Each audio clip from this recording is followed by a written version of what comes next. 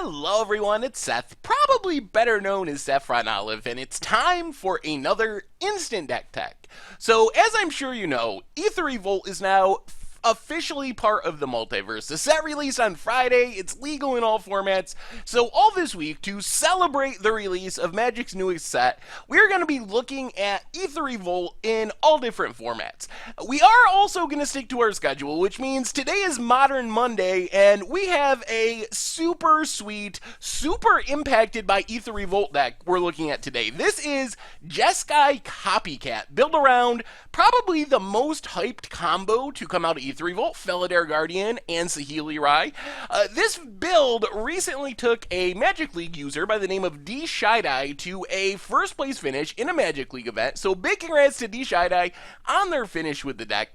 A quick reminder before we break it all down, if you enjoy this deck and you want to see it made into videos, take a minute, click the like button, the subscribe button, leave a comment, anything you can do to support your deck, because whichever deck is most popular gets a shot at being made into videos next week. So Jeskai Copycat is built around the Copycat combo, Saheeli and Felidar Guardian. Basically, if you can get these two cards on the battlefield together, you can make an infinite number of Felidar Guardians. You just blink the Saheeli, use Saheeli, copy the Felidar Guardian. When the token copy of Felidar Guardian enters the battlefield, you blink Saheeli, copy Felidar Guardian, blink Saheeli. The end result is you have just a million Felidar Guardians. They all have haste. You swing with all of them, attack your opponent, and the game just ends on the spot. It's very similar to the Splinter Twin combo that was banned in Modern. It was so good. There's some downsides. It's a little slower. It's sorcery speed. The individual pieces are arguably worse, at least worse than Deceiver Exarch, but the game plan is the same. That's what we're trying to set up with this deck. That is the primary plan of this deck. However, the deck has another infinite combo, and we actually played this one on Against the Odds. If you can get two Saheeli somewhere on the battlefield in your graveyard, and a Sun Titan, you can make infinite Sun Titans. You get back Saheeli with a Sun Titan, copy Sun Titan, which then gets back a Saheeli because they legend rule each other. One of your Saheeli go to the graveyard, and then you copy the Sun Titan, get back a Saheeli, you save the fresh one, legend rule the other one, and keep doing that. Infinite Sun Titans, all with haste. They attack, you win the game that way. So there's actually two infinite combos.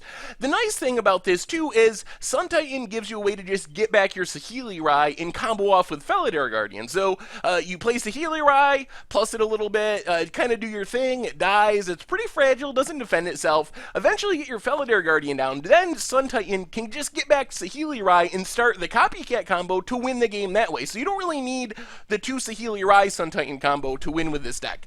The deck also tries to kind of speed up this process and make it a little bit faster. Having cards like Generator Servant and Simian Spirit Guide let you just speed up the process. You can play your Saheeli on turn 2, then your Felidar Guardian on turn 3, or you can use your Generator Servant mana to play a Sun Titan on turn 4. So this just basically speeds everything up, makes it a little bit faster, a little more efficient, a little bit more competitive with the speed of Modern, which has slowed down a bit with the banning of Gitaxian Pro, but is still a really fast format.